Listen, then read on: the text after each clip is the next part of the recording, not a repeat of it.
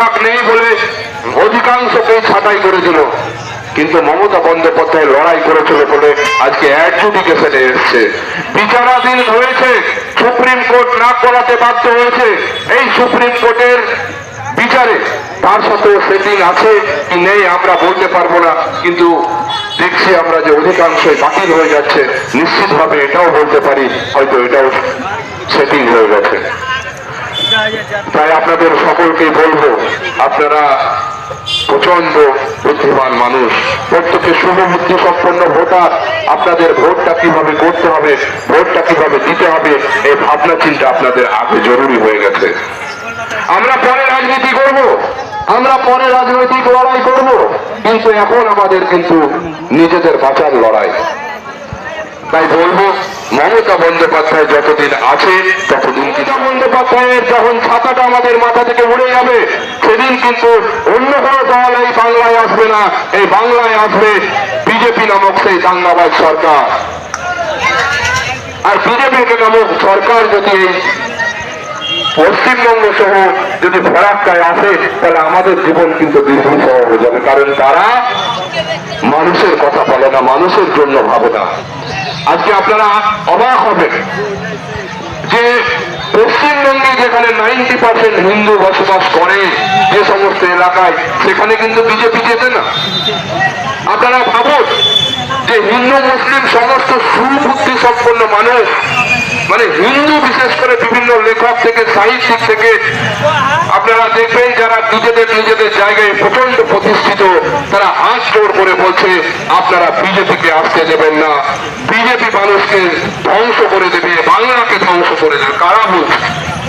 আজকে বিভিন্ন বিশিষ্ট যারা সাহিত্যিক আছেন, বিশিষ্ট যারা প্রতিষ্ঠিত সমাজসেবী আছেন, সেই হিন্দু সম্প্রদায়ের মানুষরাই বলছেন যে বিজেপিকে আটকাতে হবে।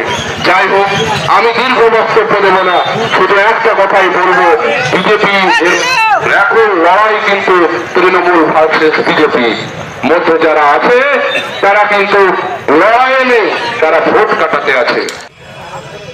আগামী 23 এপ্রিল যে বিধানসভা নির্বাচন, আমাদের ক্যান্ডিডেট মাননীয় আমিরুল মহাশয় এখানকার ক্যান্ডিডেট, ওনাকে আমাদের জোড়া ফুল চিহ্নে বিপুল ভোটে ভোট দিয়ে জয়যুক্ত করবেন, এটা আমি আপনাদেরকে সবাইকে অনুরোধ করব।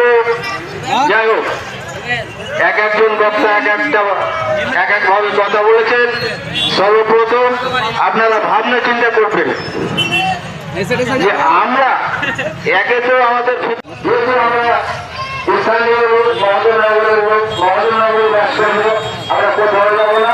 অতএব আমরা নিজেদের মধ্যে ঝগড়া না করে আমরা একে অপরের সহযোগিতা করে আমরা আমাদের পার্টির প্রার্থী আমাদের আইনি পার্টি তাকে বিপুল ভোটে জয়যুক্ত করতে পারি, এই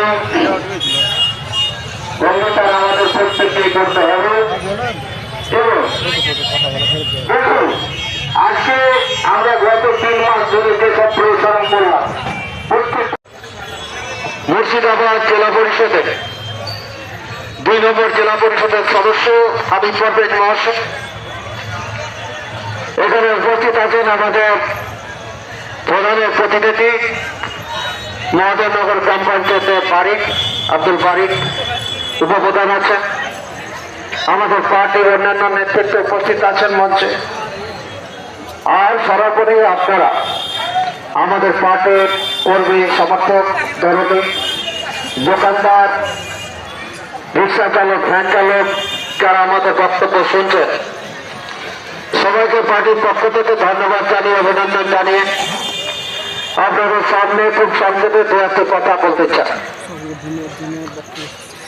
আমার পূর্ববর্তী বক্তারা বললেন যে আগামী 23 এপ্রিল ফরাক্কা বিধানসভায় বিধানসভা নির্বাচন অনুষ্ঠিত হবে।